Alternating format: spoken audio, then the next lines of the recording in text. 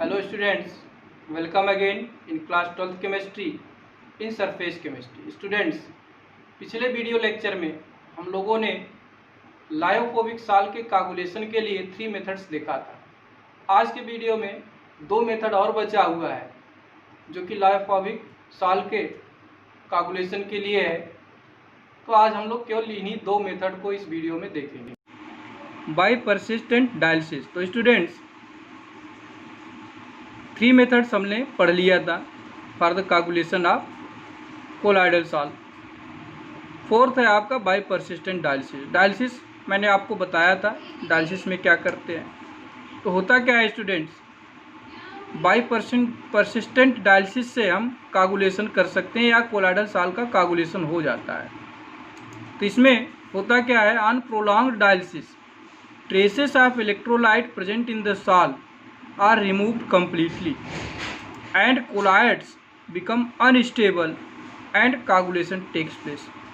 तो अगर बार बार हम डायलिसिस करें तो बार बार डायलिसिस करने से क्या होता है, जो कोलॉइडल सॉल्यूशन में इलेक्ट्रोलाइट होता है वो पूरी तरह से रिमूव हो जाता है, जबकि इलेक्ट्रोलाइट क्या होता है वो इम्पॉर्टेंट होता है for the stability of colloidal salt. जैसे सपोज करिए कि ये डायलिसिस हम कर रहे हैं, तो डायलिसिस अगर बार बार हम करेंगे तो ये जो कोलॉइडल पार्टिकल है उस पर पॉजिटिवली और निगेटिवली चार्ज होते हैं, और ये चार्ज आते कहाँ से हैं, जो इलेक्ट्रोलाइट हम यूज करते हैं या जो डिस्पर्सन मीडियम लिए होते हैं उसमें जो कॉमन आयन होता है उसी का एडजॉर्प्शन होता है, मैंने आपको पहले ही बताया।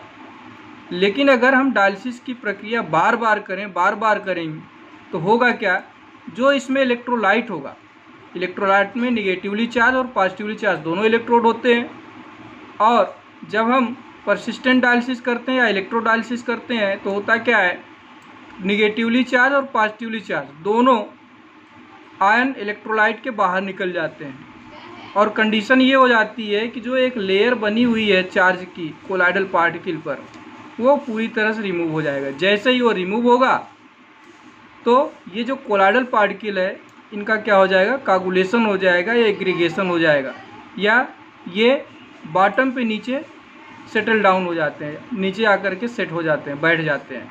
तो इससे भी आपका क्या हो जाता है, कागुलेशन हो जाता है। नेक्स्ट और last method for the coagulation of colloidal salt is by addition of electrolyte. अगर हम इलेक्ट्रोलाइट को ऐड कर दें, by the addition of electrolyte को ऐड करके, बाहर से कोलॉइडल सॉल्यूशन में इलेक्ट्रोलाइट को ऐड करके भी हम कागुलेशन करा सकते हैं।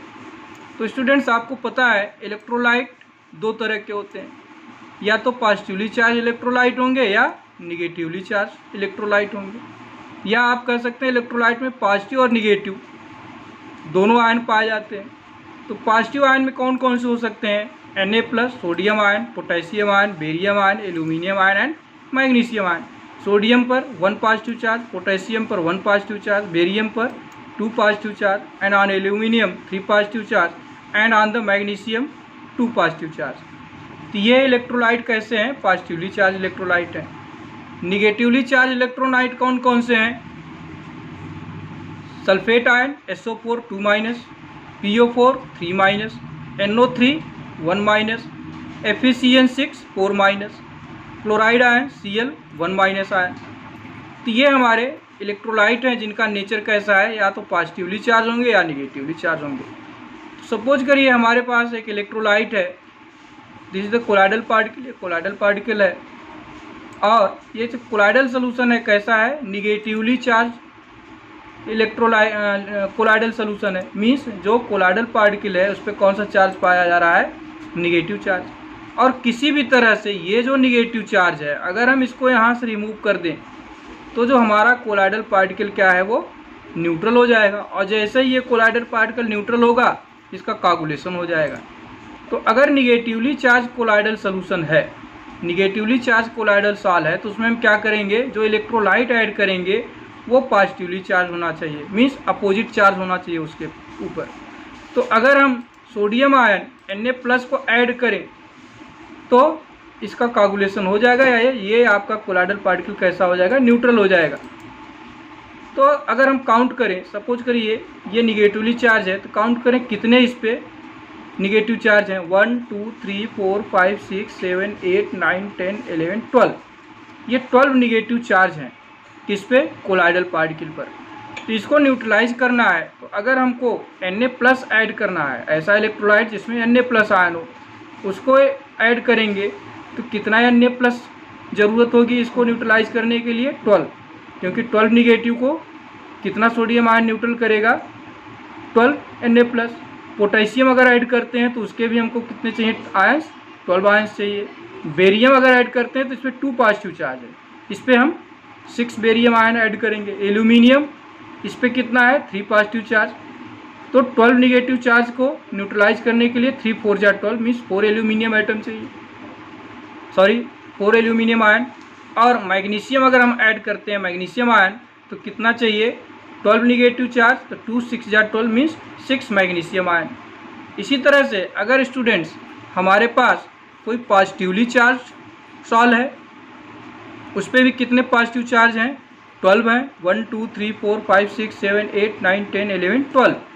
तो इसको न्यूट्रल करने के लिए, इसका कैलकुलेशन करने के लिए जब हम इलेक्ट्रोलाइट ऐड करेंगे तो कैसा होगा, इलेक्ट्रोलाइट का नेचर कैसा होना चाहिए, निगेटिवली चार्ज होना चाहिए। तो SO4 आयन अगर हम इसमें ऐड करें तो SO4 पर कितने निगेटिव चार्ज हैं, 2 निगेटिव चार्ज, तो 6 आयन की ज़रूरत पड़ेगी।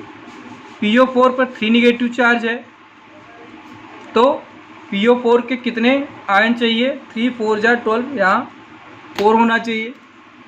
स्टूडेंट्स ये 4 है, गलत लिखा गया है, आप 4 लिख लीजिएगा, 4 चाहिए। इसी तरह से nitrate ion having single negative charge, कितनी ज़रूरत पड़ेगी, 12, क्योंकि 12 पॉजिटिव चार्ज है तो 12 निगेटिव चार्ज चाहिए। इसी तरह से FeCN6 पे 4 निगेटिव चार्ज है, तो 12 पॉजिटिव चार्ज को न्यूट्रल करने के लिए कितने FeCN6 आयन की ज़रूरत होगी, 3 4 जा 12 मीन्स, या 4 3 जा 12, 3 FeCN6। क्लोराइड आयन की अगर हम इसको ऐड करें तो 12 पॉजिटिव चार्ज के लिए कितने क्लोराइड आयन की ज़रूरत पड़ेगी, 12, क्योंकि इस पर सिंगल निगेटिव चार्ज है। तो स्टूडेंट्स ये जो दोनों हैं, ये निगेटिवली चार्ज इलेक्ट्रोलाइट और पॉजिटिवली चार्ज इलेक्ट्रोलाइट, इन सबको हम क्या बोलते हैं, कोगुलेटिंग एजेंट बोलते हैं। क्या बोलते हैं, कोगुलेटिंग एजेंट या coagulating ions, because these ions are responsible for the coagulation of colloidal salt.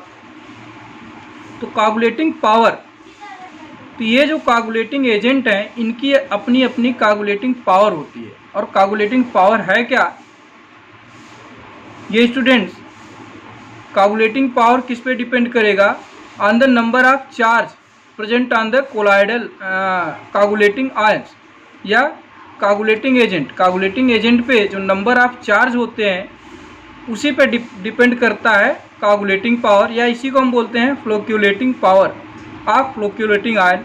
ये जो कोगुलेटिंग एजेंट है इनको हम क्या बोलते हैं, फ्लोक्यूलेटिव आयन भी बोलते हैं।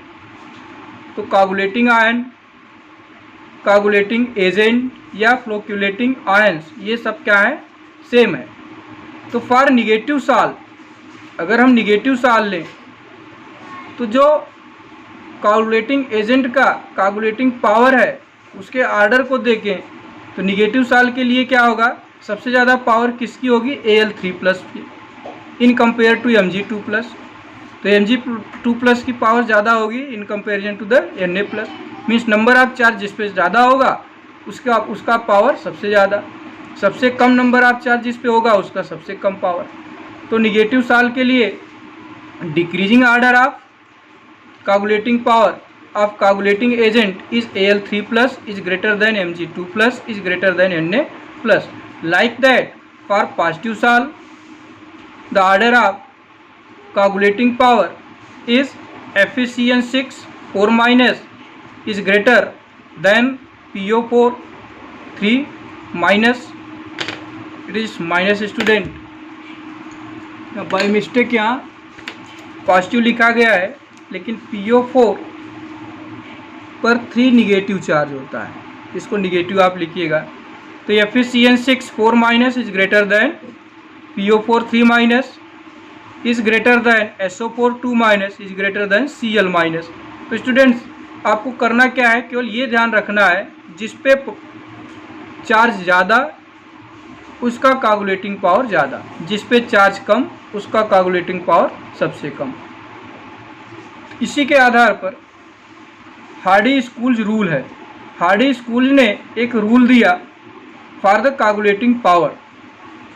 The efficiency of coagulating agent for coagulation is directly proportional to the magnitude of charge carried by ions. तो ये हार्डी स्कूल ने अपना रूल दिया था। तो इनका रूल यही है कि जो कोएगुलेटिंग एजेंट की इफिशियंसी है वो किसके डायरेक्टली प्रोपोर्शनल है, directly proportional to the magnitude of charge. तो आयंस हैविंग सेम चार्ज, तो क्वेश्चन ये आता है अगर सेम चार्ज दो आयन से हैं, 2 आयंस है हमारे पास और उस पर सेम चार्ज है, तो किसकी कोएगुलेटिंग पावर ज़्यादा होगी। जैसे सोडियम प्लस और पोटेशियम प्लस दोनों पर सिंगल सिंगल चार्ज है। तो इसमें अब हमको कैसे पता चलेगा, क्योंकि नंबर ऑफ चार्ज तो सेम है, तो हम कैसे डिसाइड करेंगे कि कोएगुलेटिंग पावर किसका ज़्यादा होगा। तो it depends on the size. जिसकी साइज स्मॉल होगी, small the size greater the flocculating value. Size जिसकी छोटी होगी उसका फ्लोक्यूलेटिंग पावर या फ्लोक्यूलेटिंग वैल्यू क्या होगा, ज़्यादा होगा। Means smaller the size greater is the flocculating value. तो इसको स्टूडेंट्स आप ध्यान दीजिएगा। तो स्टूडेंट्स आपने देखा जो हार्डी स्कूल रूल है वो क्या है, efficiency of flocculating agent for coagulation is directly proportional to the magnitude of charge carried by ions. तो एक टर्म और आता है कोएगुलेटिंग वैल्यू। कोएगुलेटिंग वैल्यू क्या है, ये क्या है, the minimum concentration on electrolyte, the minimum concentration of electrolyte in millimoles per litre required to cause precipitation of a salt in 2 hours is called coagulating value और coagulating power. तो coagulating value क्या है students, ये किसी electrolyte का minimum concentration है और वो कंसंट्रेशन किस में होना चाहिए, मिलीमोल पर लीटर में, जो रिक्वायर्ड है फॉर द प्रेसिपिटेशन। तो ये मिनिमम इलेक्ट्रोलाइट जिसकी रिक्वायरमेंट होती है फॉर द प्रेसिपिटेशन ऑफ अ साल, किसी भी साल के प्रेसिपिटेशन के लिए कितने समय में, 2 आवर में। मीन्स 2 आवर में किसी इलेक्ट्रोलाइट का मिनिमम कंसंट्रेशन मिलीमोल पर लीटर में जो अमाउंट होगा उसी को हम बोलते हैं कोएगुलेटिंग वैल्यू या कोएगुलेटिंग पावर। तो स्मॉलर क्वांटिटी नीडेड, किसी भी इलेक्ट्रोलाइट की जितनी कम से कम क्वांटिटी की ज़रूरत होगी for the coagulation of any colloidal salt, उसकी पावर क्या होगी, उतनी ही ज़्यादा होगी। Greater is the coagulating power, means minimum quantity needed off an electrolyte for the coagulation of a colloidal salt have greater coagulating power. So students, that's all for today. We will continue in next video.